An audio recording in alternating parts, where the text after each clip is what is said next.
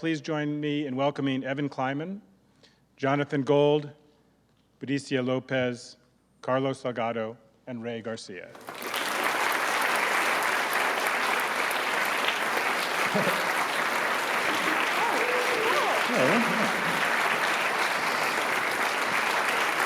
Thank you, Peter.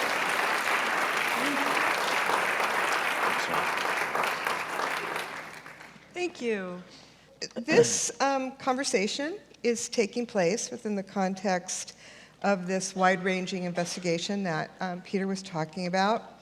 In a way, we're being asked to use Latino food and its local context to interrogate the city and vice versa.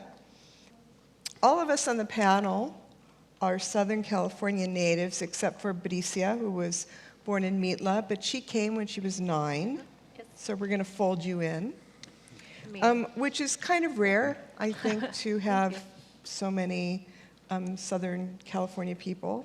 Jonathan grew up in part of the time in South Central, yes. Carlos grew up in Orange, where his parents had a restaurant. That's right. What part of town did you grow up in? Near the restaurant? Oh my gosh, all over, but primarily Culver City. Culver City. Ray grew Mid-city. up in Cypress and Pacoima. Cypress Park, yeah. Cypress Park, Pacoima, and I grew up in Silver Lake. So we're all native Mexicans. So obviously Jonathan and I are the non-natives on this panel, and rather than representing a panoply of Latin America, we're obviously focusing on Mexico and Oaxaca. Thank you. You're welcome. All greater Aztlan. There you go. So each of us has memories of what Southern California was of our youth and how we intersected with Latino culture food then as compared to now. And obviously, Jonathan and I come to this conversation as appreciative long consumers of food and the culture, and a great respect for how the reality and myth of Southern California has been created within the Latino context, but we're definitely outsiders. But I thought it would be interesting to just start off the conversation by talking about your earliest memories of Mexican food. For us, just our earliest memories of Mexican food, and then for you, inside and outside the home. Because I think that interplay is really interesting. So Jonathan, you start. I grew up in the era of the number 2 dinner.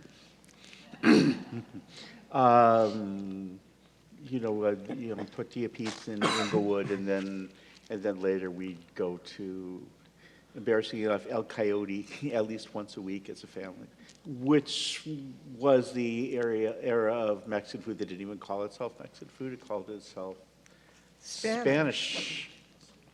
And it was probably at the time, it felt Mexican, then it was obviously like divorced from Mexican culture, and then you start to think of it as something that it may have been indicative of, of Chicano culture, of the sort of Mexican-American culture which has existed for hundreds of years. And there are indigenous Mexican dishes from the Rancho era that are not dissimilar to what you can get in some places now.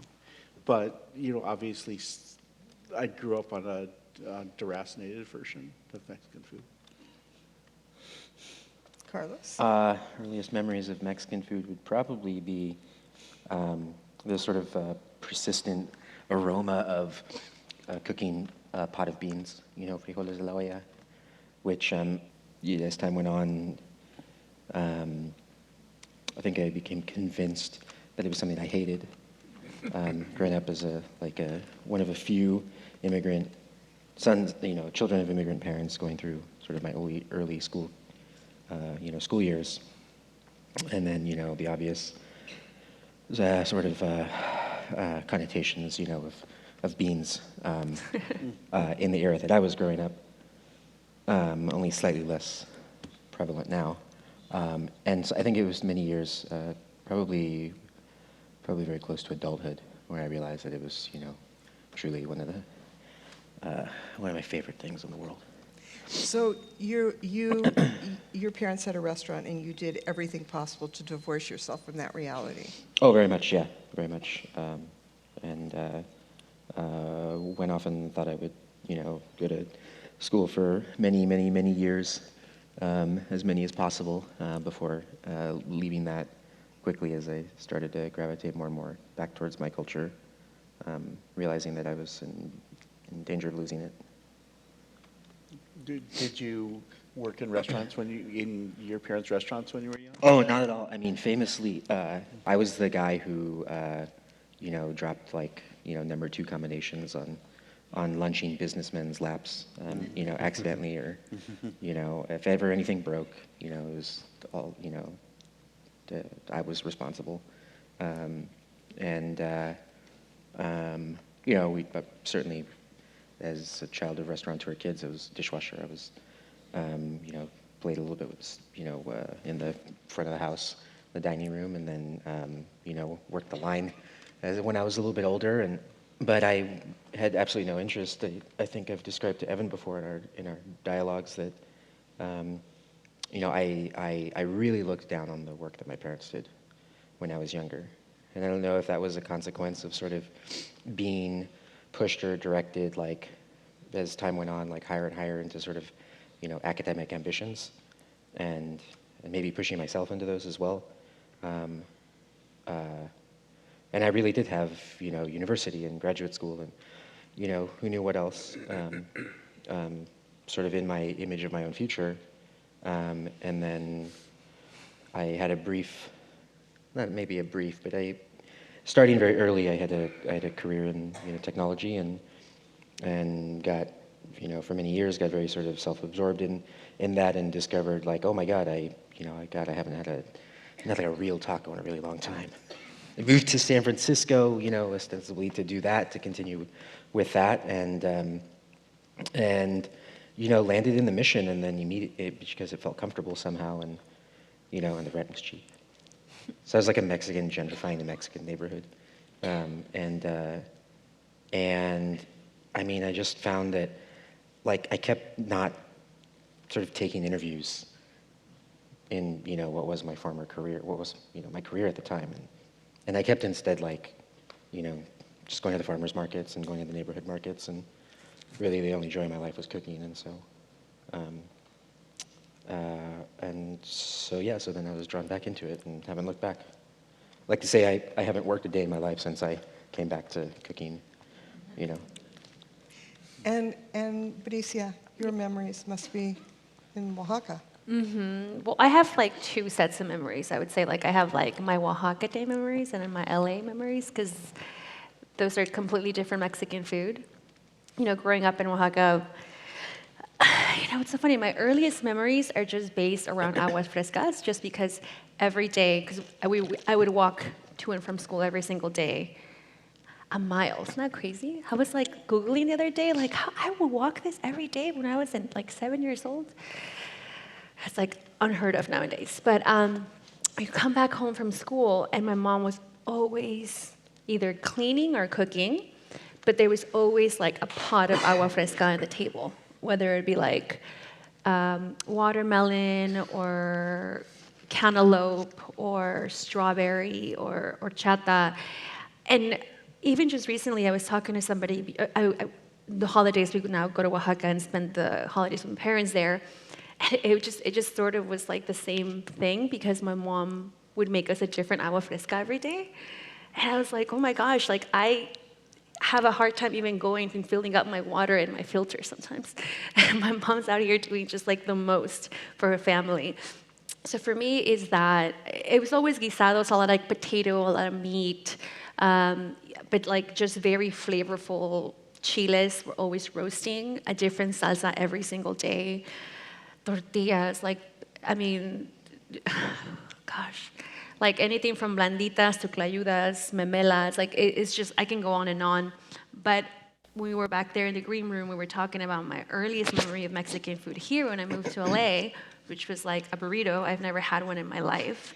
And I was like 9.5 when I moved to LA, and my parents, well, first took us to McDonald's because like there was only one McDonald's in Oaxaca, and that's where my sister had her second birthday because it was like a really special place.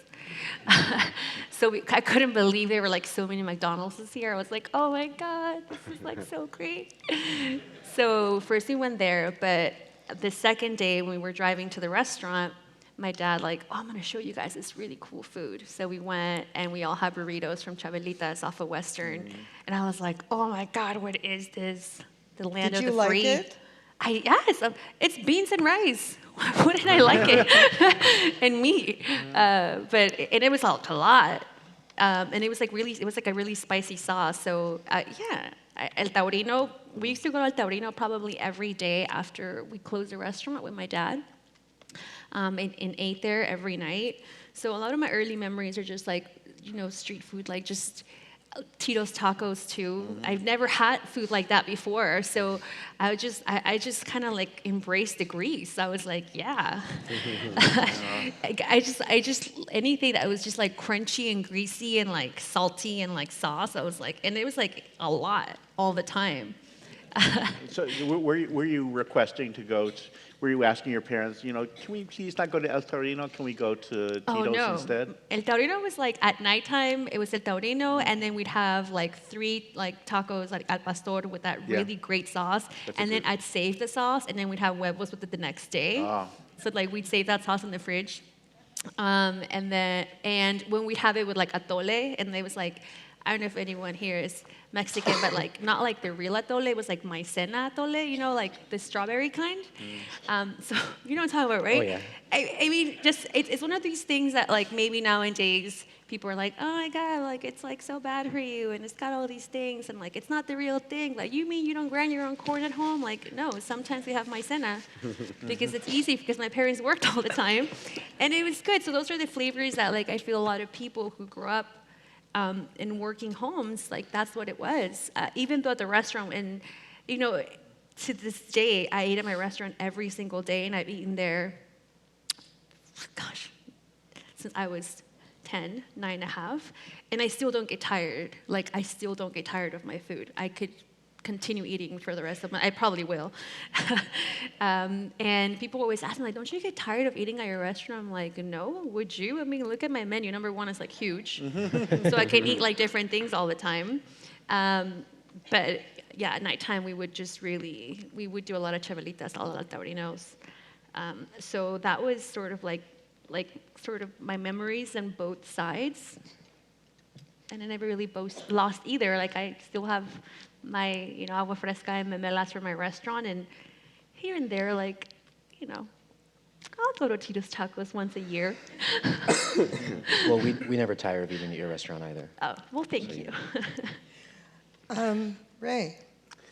Yeah, so I would say most of my childhood food memories with working parents came from my grandmother's kitchen. I can still remember, Carlos talks about smells, and for me it was, yes, it was the beans, but it was also the chiles roasting. When you open the door and you walk in, especially as a kid, you're floored, you're almost choking, you're wondering how somebody can actually stand in the kitchen, for that long, toasting all the chiles. But that's something that still, every time even at Broken Spanish, when we start roasting chilies for the salsas, it always. In Oaxaca, I'm gonna interrupt you because I have the story about roasting chiles. In Oaxaca, they say that if you're in the kitchen and you're roasting chiles, the one person that doesn't cough is a witch. Is what? A witch? Oh, is the witch? Is that right? Just FYI, someone's not coughing when you're roasting chiles. Now you know. No, now I've roasted so many, I have this sort of permanent cough that I come with me. But it was those memories that I think still live in my cooking today. And one dish, when I first started with Broken Spanish and BS Taqueria, there were a few dishes that were really kind of me directly tapping in, for better or worse, tapping into my grandmother's kitchen, and one was a a lamb's head, which was pretty simply prepared. It was just, it was roasted, and you know, it was me, I guess, not being as chefy as I normally would with the dish, and, you know, brining and sous videing and doing all these things that I would probably normally apply. This was more of like a lamb head served on the bone. It was seasoned, it was roasted, there was a sauce, because it just sort of stood out in my memory. Because I mean, when you're a young kid, if you walk to the dinner table and you see an animal's head there, I mean, you're not gonna easily forget that. And I would always remember that it was only for my grandfather, it wasn't for everyone else. So I said, I don't know if he did something really good or really bad, that his dinner was an animal's head. But that's kind of one memory that sticks out. And I think, you know, even more than the memory of one particular dish was, I think, that feeling of walking into the house, that feeling of walking, you know, going to her table, and just, you know, I got used to it. I knew there was no avoiding it, that once she had you in her clutches, you were going to get fed, you know, non-stop. And it's like, oh, try this and have some of this and have some of that. And, you know, I think that's still kind of that hospitality approach I live with today. Yeah, And your cooking is sort of like uniquely of restaurants in the LA area, like rooted in the sort of, you know, pocho cooking of your youth, and there's a lot of stuff that you know, as a teenager growing up in Cypress Park, that you expect, but you wouldn't like expect anybody outside the culture to do. And it's Like what? Give an example. Probably like that. Probably the things in a bag that you have at Via's Taqueria, kind of at the.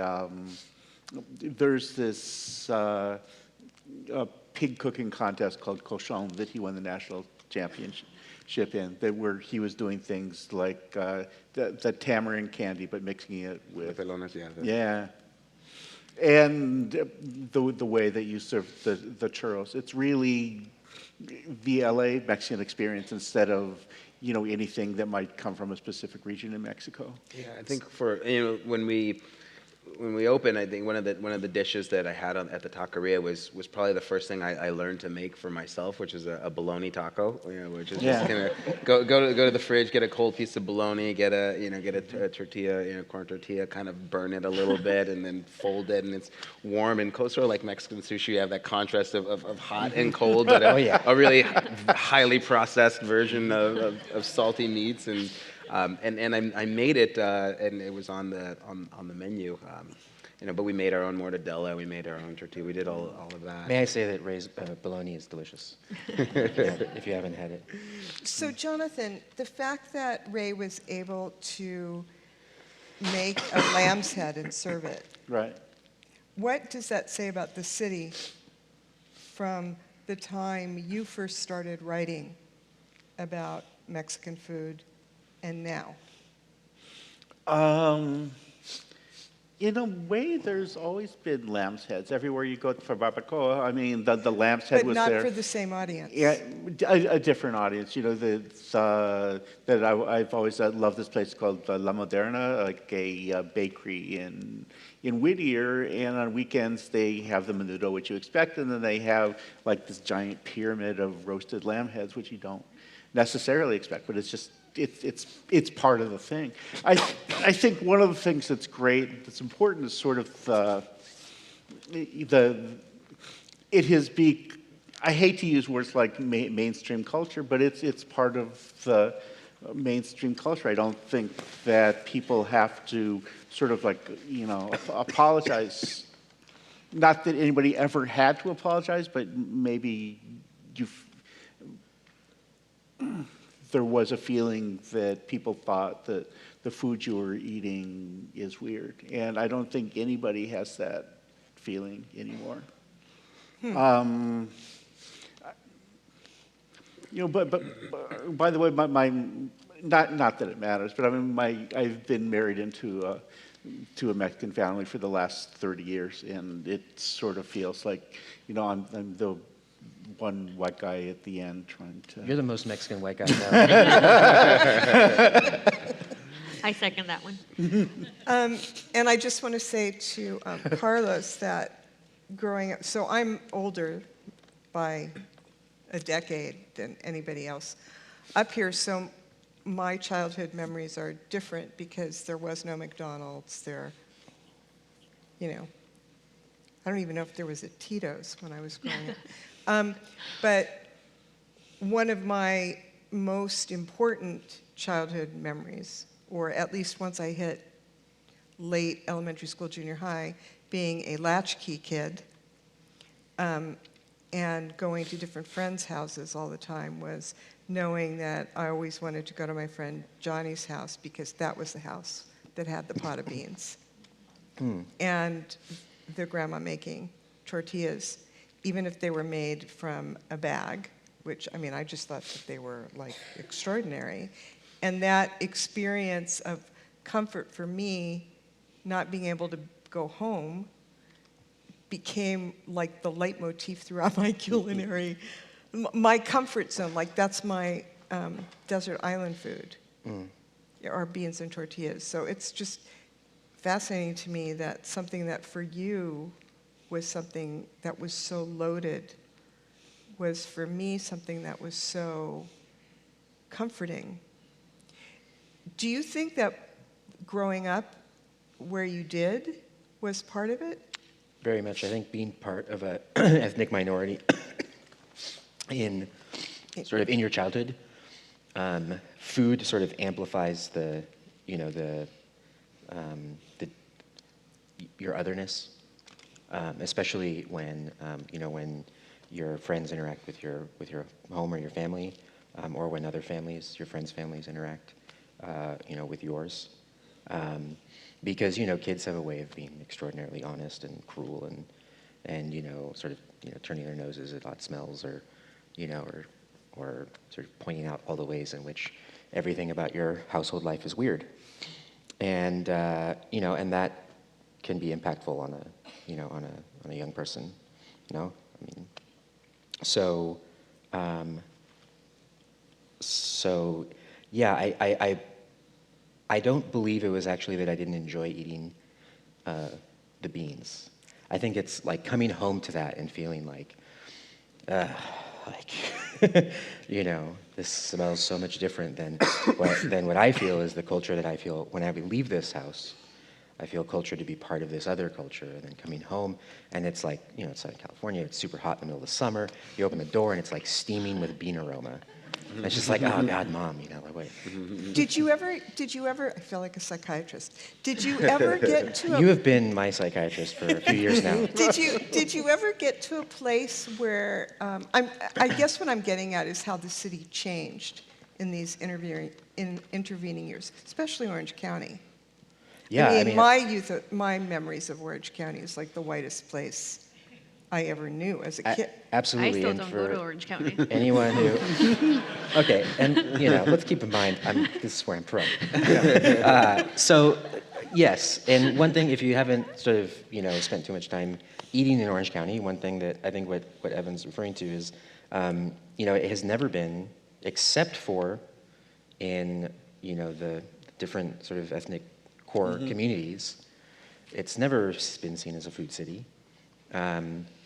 But of course, there are large, very large, significant multi-generational, immigrant communities from different countries and different parts of the world, where the food that represents that particular sort of ethnic, community is in many cases extremely, extremely good, and sort of top of the list for representations of those cuisines. So generally Orange County is the kind of place where you might see 20 logos traveling 3 blocks, but it's the same 4 logos 5 times. The Starbucks and the Del Taco and the Taco Bell and the Starbucks and the Del Taco and the Taco Bell, and so on and so forth. So that really, I mean, has not been a culinarily rich place. And I went away for a little over 10 years And it was in the Bay Area that not that I became a cook, because you grow up Mexican and you're a cook, right? There's no question. But you're a musician. What is the culture that they don't have a word for musician because you're just a musician? That's so you start from the very, you know what I'm referring to. I don't remember the. I don't either. I can't place it to a country, Yeah. but a cultural identity. But I've always liked that story, and it's the same with Mexicans. So you know that's where I became a professional cook, let's say, and after having rejected my family's sort of lifestyle, a restaurant lifestyle, and came back, and then suddenly Orange County was this place that had a number of farmers markets where there were previously none, or there was one sort of, just kind of a superficial market that was largely crafts and whatnot, and there were these sort of like new and different and interesting restaurants that were aiming more at like the foodie culture, let's say, and people seemed more adventurous, and everyday people seemed to be wanting to try these different experiences or venture out into the other communities to try different types of food. So it changed dramatically, but I will say, to bring it back to your question, I will say that Mexican food the perceptions of Mexican food and Mexican culture didn't, I think, change as dramatically over that time. Mm-hmm. So when I returned and began, doing something, let's say, different or non, maybe not traditional, not what they expected, not what they expected from Javier's and El Torito and Wahoo's Fish Tacos and all these places that are Orange County. These are Orange County restaurants, and we had the same issue. You've heard me tell the story of like people bursting in to ask for, nachos to go or burritos to go and that sort of thing in the middle of two people enjoying like a really nice multi-course, anniversary meal. So I'm sorry, what was your question? I'm going down memory lane. That's just interesting. It's interesting. So this is what happens at our psychiatry sessions, at my therapy sessions with Evan. I'm really curious, Ray, because you studied political science, and then you sort of decided to be a cook. I mean, I think most of us had these journeys of thinking we were going somewhere, and except for Bricia, who had this just extraordinary continuity, this wonderful through line. Not really. Well, no, of course you had to go away to come back, but it was there all the time. It didn't go away. Mm-hmm. I would love you, if you would talk a little bit about the city and about how much who you are and what you've created in your identity through the food has to do with LA, and whether or not you can imagine that interplay of your past and your present anywhere else. I think, the city has played a huge role for me in not only my professional development, but I think just with my relationship with Mexican food and my decision to become a chef. Where I grew up, and how I grew up. Yes, it was all Mexican or Mexican American food that I grew up with. Whether it was in my home or going to a night out for us was going to Ciro's on Evergreen, and this was because they had a jukebox, and I was a kid. I would love to put the quarters in the. I miss that place. Yeah, it's only been gone 2 months now. Yeah, it's still, but it's already a giant hole. There's a void here inside. But I think the biggest thing that has changed, and I think something that the three of us are working to change, whether we know it or not, is the fact that there is opportunity to learn and to teach this cuisine, which is not something that was the case years back, at least not at the level that I think we're doing it, and not with the resources that we have, because the farmers market is just the boom of that, the boom of people eating comfortable with eating ethnic food, the the Uber effect of people traveling into neighborhoods where they would not before. How many people say, well, I'm close to the train, so now I can come to downtown. Like downtown was this whole other world that you could never come to until a train, ran I think through. of it as the Jonathan Gold effect. Or the Jonathan Gold effect. I'm close. I'm off of Olympic, so we're pretty close there. There was, I went to eat your food like quite a bit when you were at Fig, the hotel restaurant you were at before you opened your places, and it was a good solid menu. It was very closely tied with the rhythms of the farmers market, but there was nothing particularly Mexican about it at all. No, what was that sort of tearing at you? There was a period, and you had mentioned it too, it was around the whole cochon competition, where a couple of things were happening. One, I was becoming very comfortable in my own sort of skill set as a classically trained chef. So yeah, I could do my short ribs and my pasta and my gnocchi and my sauces and my vinaigrettes because it's California. And so I had all that down, and there was the part of me which was one, okay, well, what's next?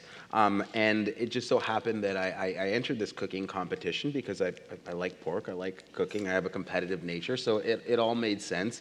And it was on Cinco de Mayo. So, and had it not been on Cinco de Mayo, who knows, I may not be sitting on this panel today, but it's like, oh, you know what? I'm going to do a very Mexican or Mexican-American kind of approach to the food. And you did a pozole, I did a moronga, I did the pelon is the tamarind candy made of Wait, you did a pork. dish from Jalisco on Cinco de Mayo?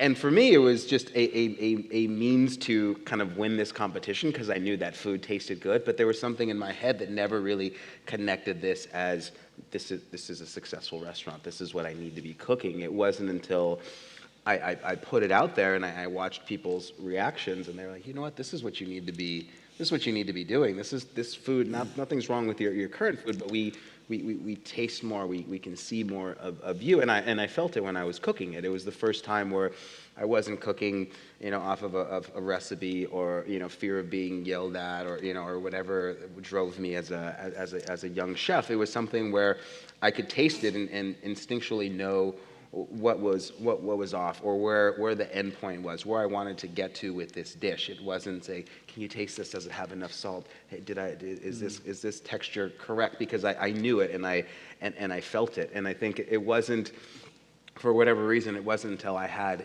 maybe it was the validation of winning and having people tell me this is what you need to do. There was kind of that wake-up call that now is time. People are ready for this.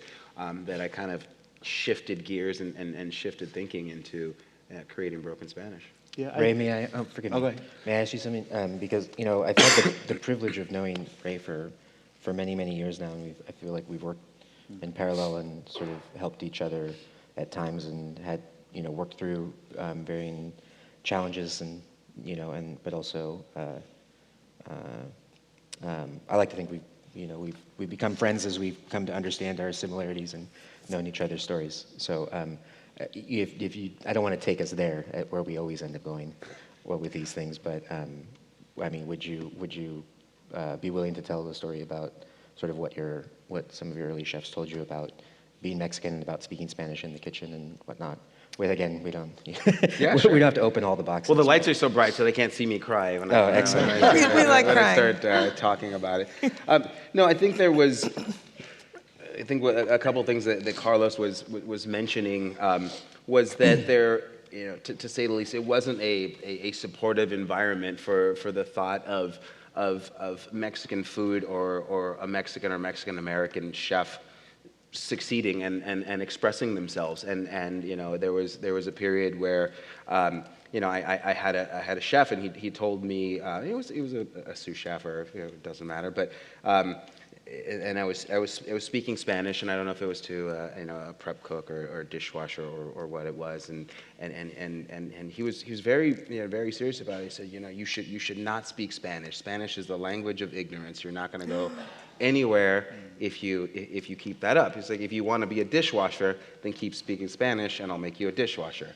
So it was this professional pressure, known or not, that was like, well, I don't want to be a dishwasher, I mean, because you're in that environment, and it's like, I want to succeed. So if you're put into this position where it's like, if you speak Spanish, then you won't succeed, then it just becomes part of your thought calculus, I think, and of success. It's like, well, I want to succeed. So success means, making this pasta dish or being the best at something. And and there was it didn't just come from my chefs telling me that. There was patrons too who I think didn't really have an understanding of I guess my ambition.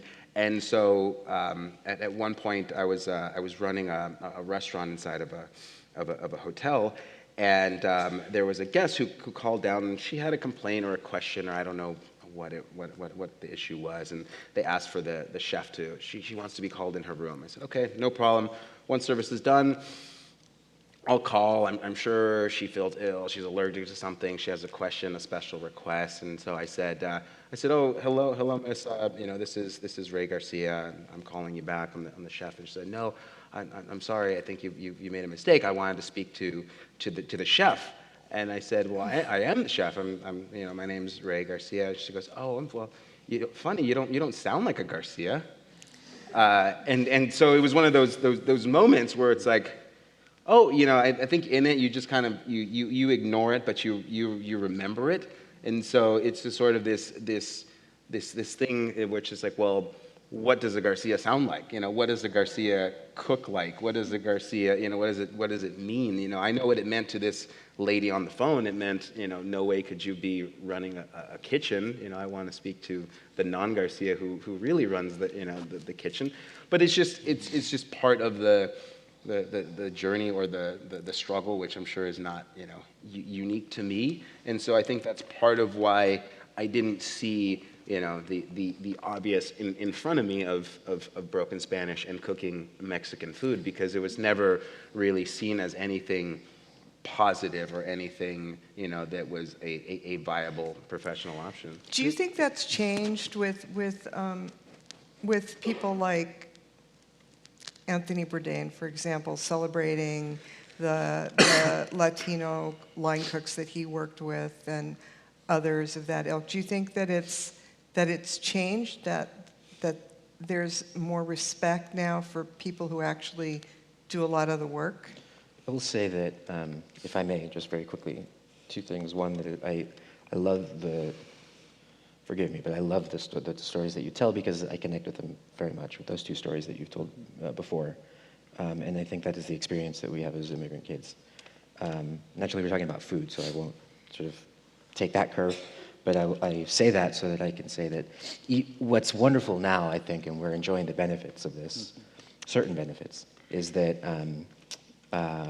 while there is a greater acceptance, to your question, while there is a greater acceptance sort of first of all, much higher literacy of Mexican cuisine and greater acceptance of Mexican cuisine, and sort of more curiosity and more willingness to try different things in contemporary California now.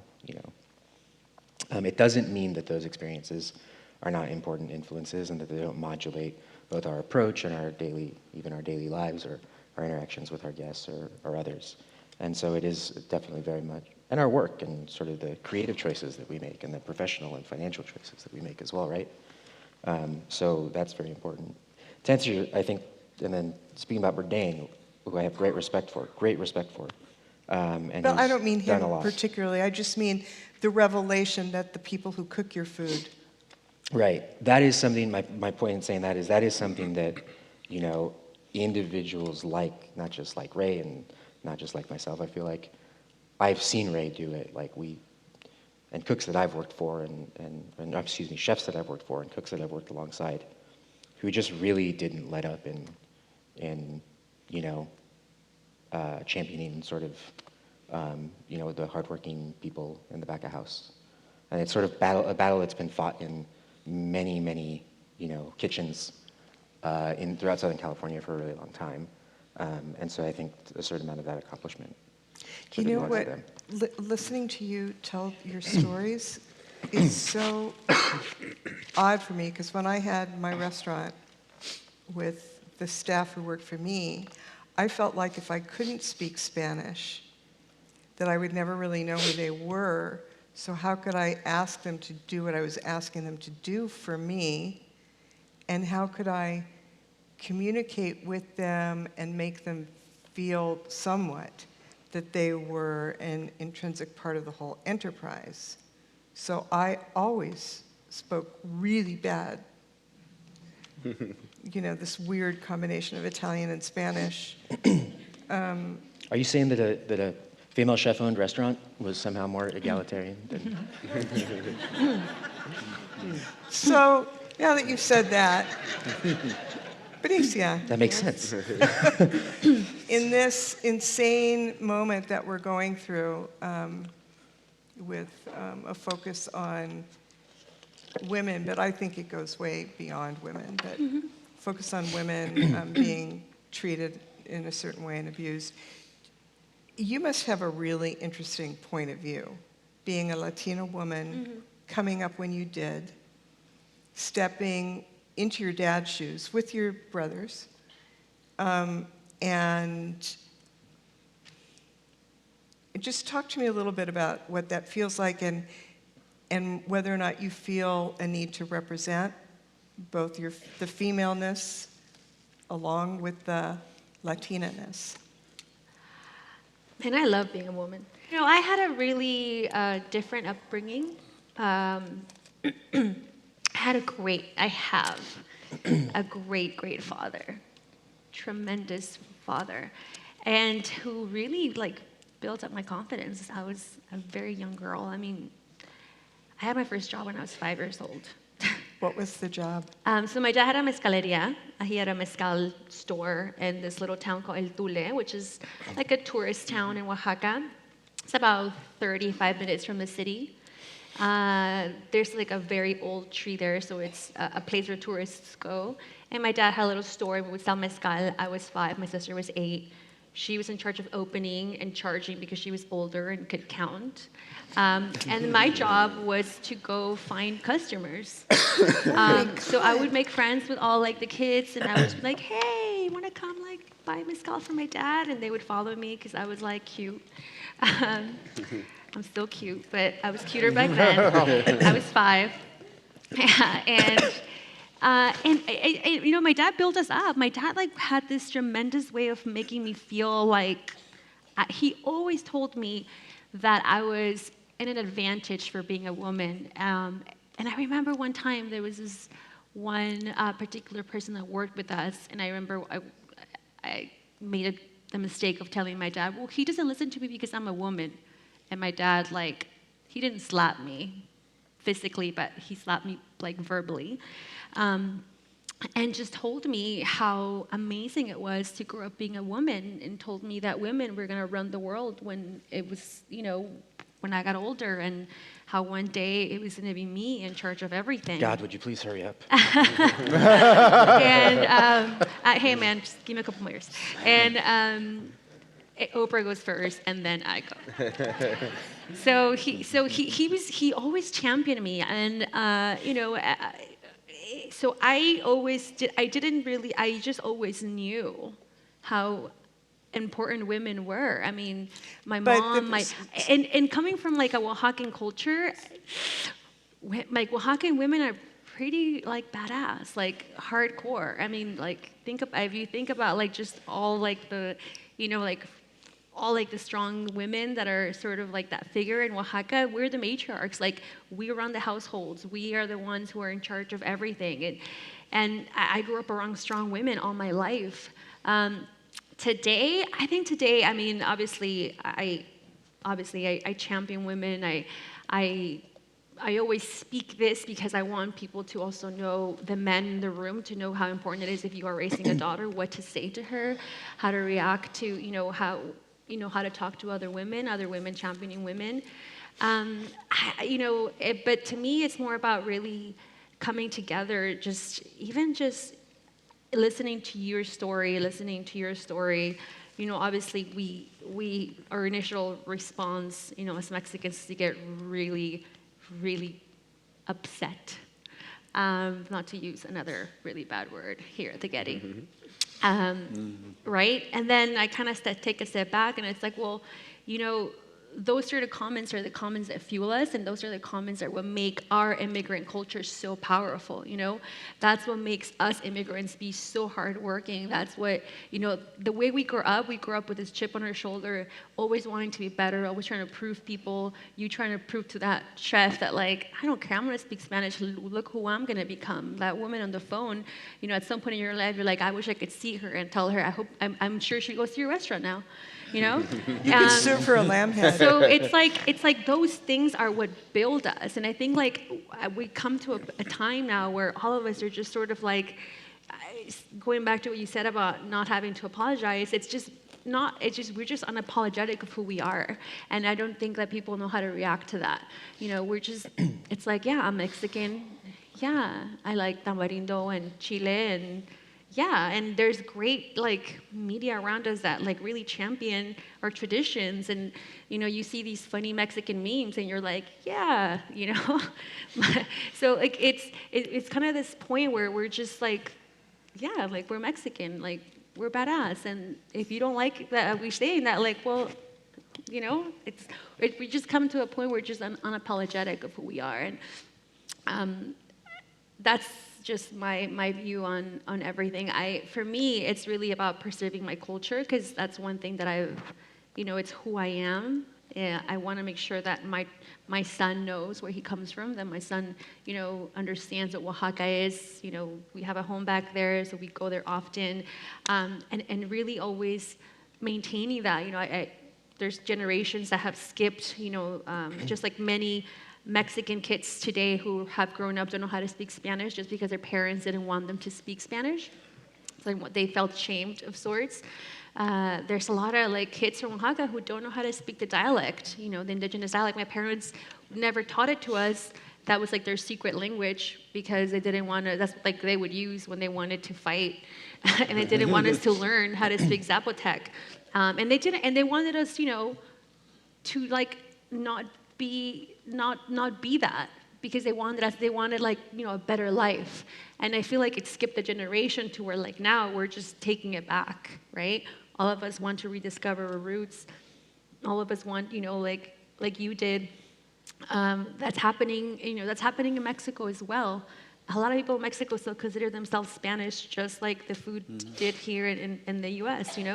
So it's a lot of there's a cycle of this sort of rediscovering where you come from, what's that language, what are some of those indigenous cultures that are being lost today, so and really community. So, Bricia, you're obviously rooted in Oaxacan culture, and your restaurant serves Oaxacan dishes, and what's served in Mitla and Oaxaca and all the towns around there.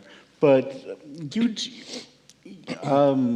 two aren't as specifically regional at all. How important is it, Carlos, to keep going back to Mexico and finding inspiration in things that are there, or do you think there's enough in the Mexican tradition that already exists in California to work with? No, there's not enough. Although you could study, many, if not all, of the regions of Mexico by staying here in Los Angeles. I often like to say, people ask well, what region of Mexico is your food from? I always say, California.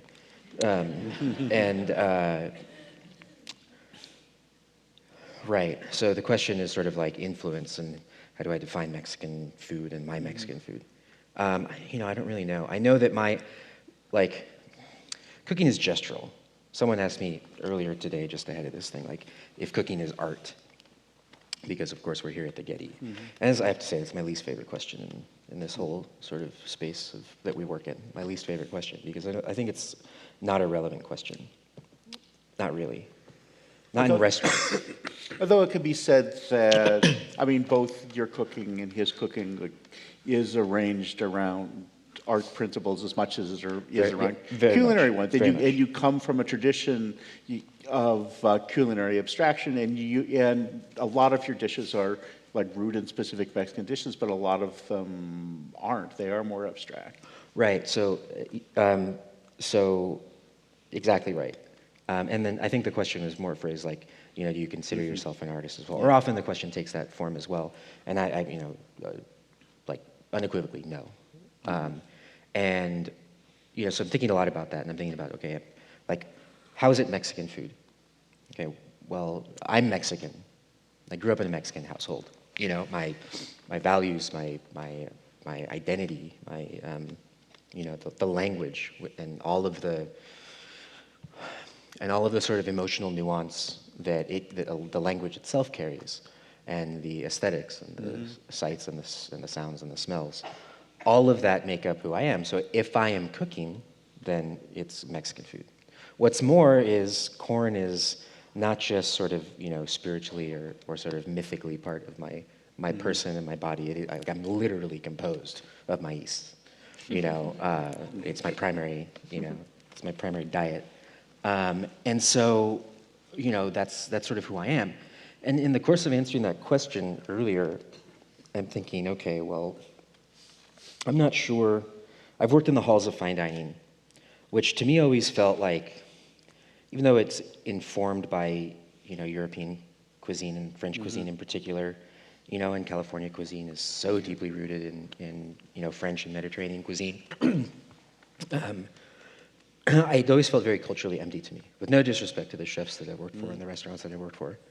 Incredibly passionate, disciplined, intelligent people. Their work is deeply informed by art and so many other structures. Yeah. But I wouldn't call that art either, or I wouldn't, the sort of like, the influences are so muted, and the similarities between so many different kitchens and so many different cuisines, like in contemporary kitchens, are almost like without identity entirely. Mexican food, and where do I draw influence? So, one of my, I recently had a son. He's 7 months old. My wife and I are building a house, household. That's a new experience for me. Had the privilege to be, to take time away from cooking in my own restaurant to cook at home. And, we're in Southern California.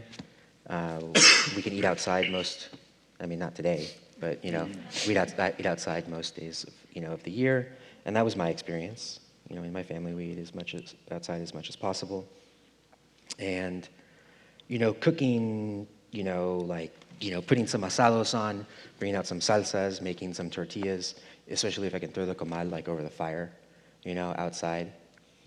And, cooking for with my son and with my wife and for my closest family and friends and all of that, that is like the most Mexican I can possibly feel, and trying to make a salsa with what I have and, building up a nice little garden. And that's the most Mexican I can possibly feel in the course of a day. And while I definitely feel inspired to travel to all the states of Mexico many, many times if possible, and search the country for inspiration and especially look for stories, among older people who contain more knowledge, older Mexicans who can transmit to me hopefully much more cooking knowledge.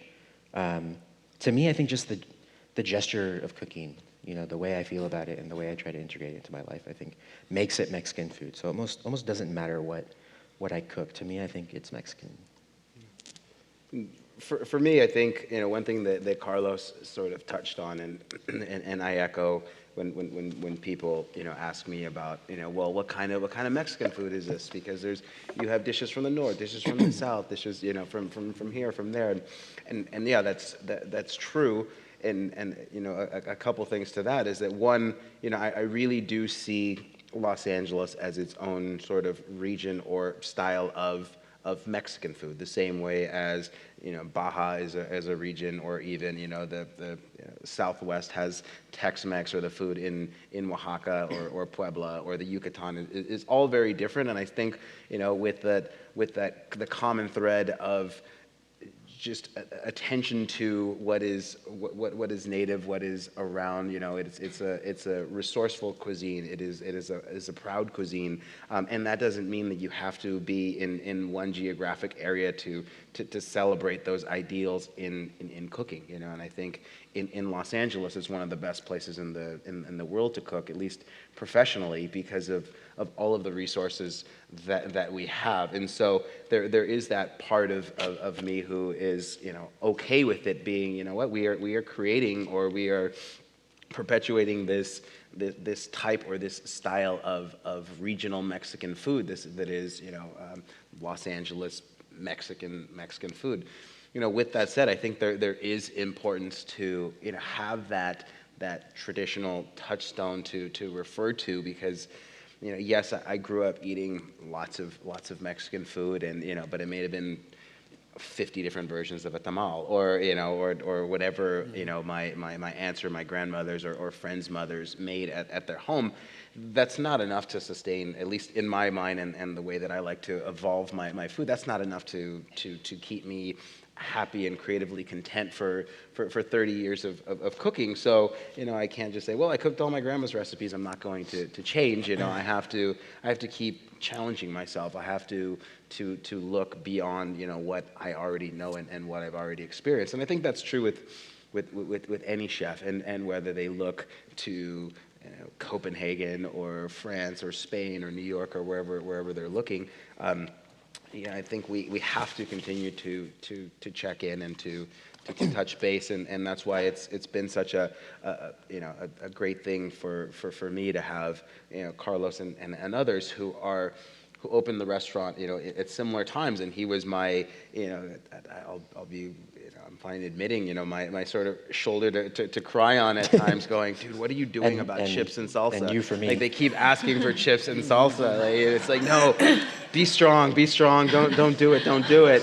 It's like, okay, we can do it. I always say it's sort of like a taco pack. It's like that little taco-gopoly here to keep those prices. Don't get cheap. Don't price fixating. Don't talk about it. Don't lower your price. Don't serve chips and salt. Don't do it, man. So I think that we all need some sort of support or some place to look. And I think what's really great about looking to Mexico now versus years back is that at least any experience that I had with Mexican chefs, it seemed like they were also cooking French cuisine. It was continental cuisine. It was continental cuisine, and it wasn't cuisines of a specific region. It's like, well, who do I look to? Rick Bayless? Who's actually doing the food of Mexico that I can tap into, and now to see Mexican chefs in Mexico kind of embracing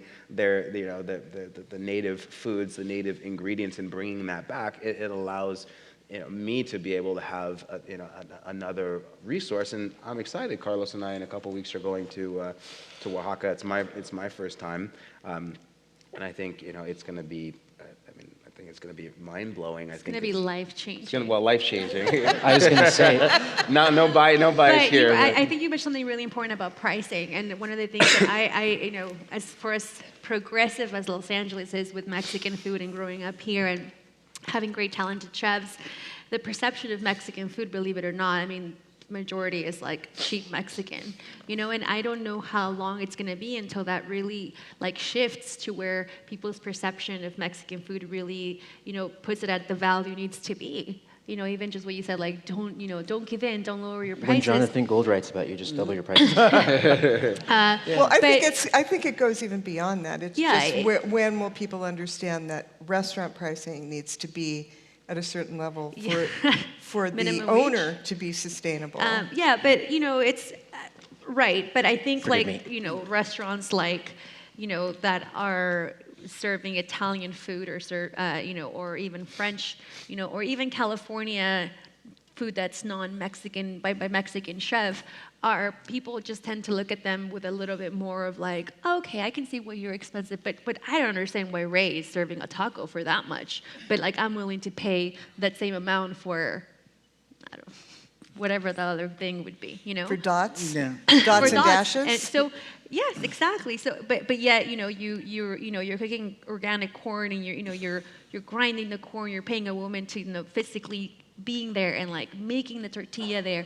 So people's perception of Mexican food and the labor it goes behind it needs to change, because just because you're using corn and because you're using beans doesn't make it any less valuable than flour and tomatoes.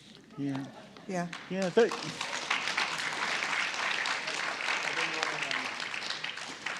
And I would hope that people would realize that. You would hope. Okay. You would Hope that you and Carlos, for example, where he brings in that corn that beautiful organic corn from Michoacan. Yeah, there's a few different A states. few different, in Mexico. and that you're ending up paying $3.54 a pound for it wholesale, as opposed to every other place, which when they have fresh tortillas make it out of maseca. I'm sorry, it's the second time it's come up tonight, and it's.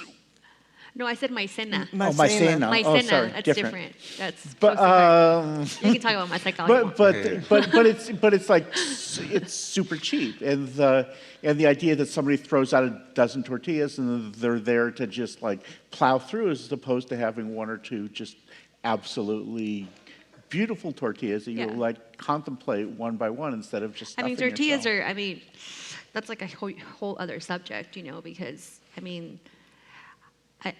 I mean, you can have something so beautiful as like a tortilla, like, even like a restaurant we import them from Oaxaca, which we bring them from there because it's just different. You can't even compare it. In fact, I think one of the memories you were talking about when you were talking about your tortilla, that was like my worst experience when I came to the U.S. See, but I had it like I was 30 like, what years is this before people are you. eating? I had it like 30 years or 25 years before your experience. So my early touchstones were pre-industrial. Oh. Not pre-industrial revolution, but pre-industrial. And I just want to also say that I remember being a young person. My parents were from Philadelphia, and when I would get together with my cousins back east, they would always say, oh, hoagies this, hoagies that. Well, what are you eating in Los Angeles? And I said, well, tacos. And, so this is 50s, 60s. And they would say, well, but that's not American. And I'd be like, well, it's Californian. and I think for me, at such a young age, I was so highly aware that I was living above this whole other culture, like riding on it, that this culture that gave us like streets like Las Feliz and Sepulveda and all of these, and Pico. And Pico. You would have to be, I don't know, a person who never thought or had no inquiry to understand that every part of the city had this history that was hidden and that revealed itself to me as a kid through food. Yeah, I think the most beautiful portrayal of LA that I've seen was in your documentary. Yeah. If any of you have not seen it, it's on Hulu. It's City of Gold. So now we're going to turn to you, I believe. Well, thank you. That was wonderful. Really appreciated it. You keep mentioning that Los Angeles is kind of its own region of Mexican food, and I'm curious what each of you or any of you think is a true example of a dish that is Los Angeles Mexican food. I know my vote would be the breakfast burrito, but I'm curious to see what you guys think. I would say the Kogi taco.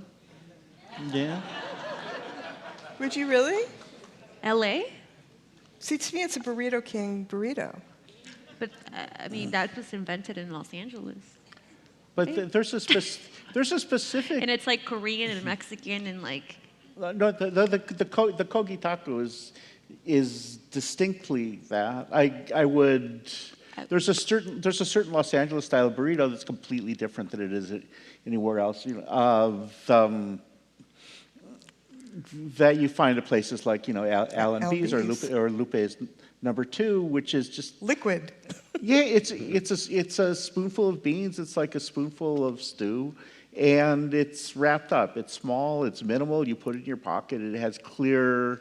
It has clear origins, like the Cornish pasty, right? It's just the way that you take leftovers for lunch.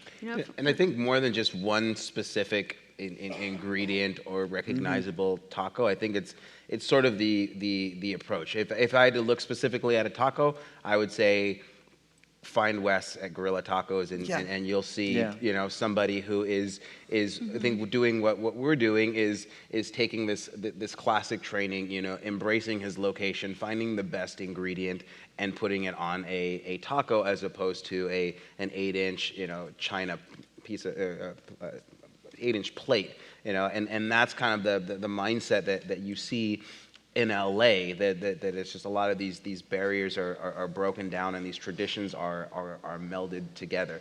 So, and I think that you can see that in all different forms, whether you're looking at a burrito, a taco, aguachile, it doesn't matter. There's going to be this approach to it, or this lens that we chefs are filtering our tradition through, and it comes out as a very Angelino experience. It's direct.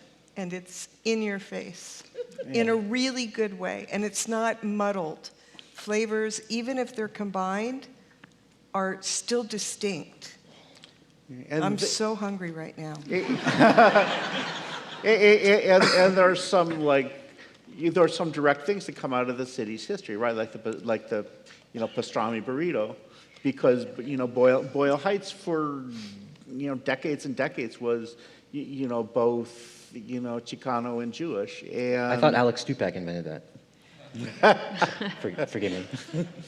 He'd like you to think he invented El Pastor also. Wait, Yes? didn't he? Could you stand up?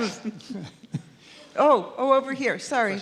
We'll do you next. Thank you all for sharing today. This has been really outstanding, and I've learned a lot. And I was just wondering if the title was There'll Be Food about Latin American cuisine. I was just wondering if we could, it's a panel for a whole other night, but go beyond Mexico for a minute. And based on your own experience in the food world, if you had any examples or highlights of what you think are some of the exciting ways that a different region beyond Mexico in Latin America is also reshaping the Angelino food identity or the way that we think about food. I mean, Salvadoreño food certainly is in certain ways. It's not like the pupusa has ever made the menu at Michael's or anything, but Peruvian food, I would But say. people do. Peruvian food. I mean, which is a classic one, right? Like Nobu Matsuhisa is from Japan, spent his formative years as a chef in Lima doing a particular kind of sushi restaurant, and came back here, and a lot of what people thought was pure Japanese food, in fact, like the tiradito, like his ceviche, like so many other things, are things that he borrowed from the Nikkei cuisine in Peru. And obviously the kind of things that Ricardo Zarate is doing now. Mm-hmm.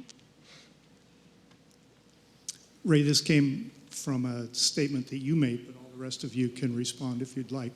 You talked about getting to the point where you needed to challenge yourself and go beyond. Did you or any of you get that experience from your abuelita as well? Did they ever talk about exploring in their cuisine or experimenting, and how did that affect you? Well, forgive me. For me, there was not a whole lot of means with which to explore.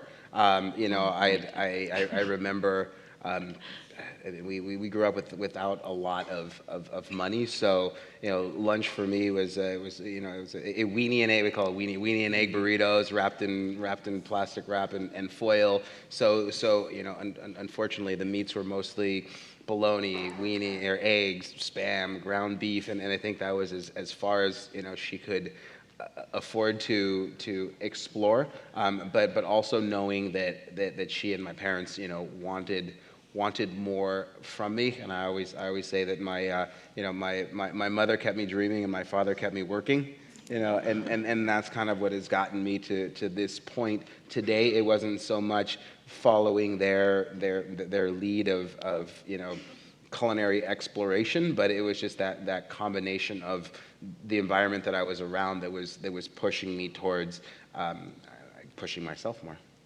Oh no, my grandma got down. My grandma, we would visit her every Sunday. It was like ritual. We'd stop by like the Tlacolula market, and then we'd drive to Mitla to see her, and we'd bring stuff. And she would always kill a chicken or a turkey, or like in front of our faces, like nothing. Like she would just grab that thing and just like, oh, I'm gonna make you caldo de pollo today, and it's like, oh, I don't have this, but I have that. So she was always like, and looking back and even just visiting my tia's house and just kind of seeing, and it's so amazing. Like when you guys to Oaxaca, you guys will see, you will go to the most humble home in Oaxaca where they have nothing. All they have is just like bricks and fire. And in like 10 minutes, they'll prepare this incredible meal in front of your eyes.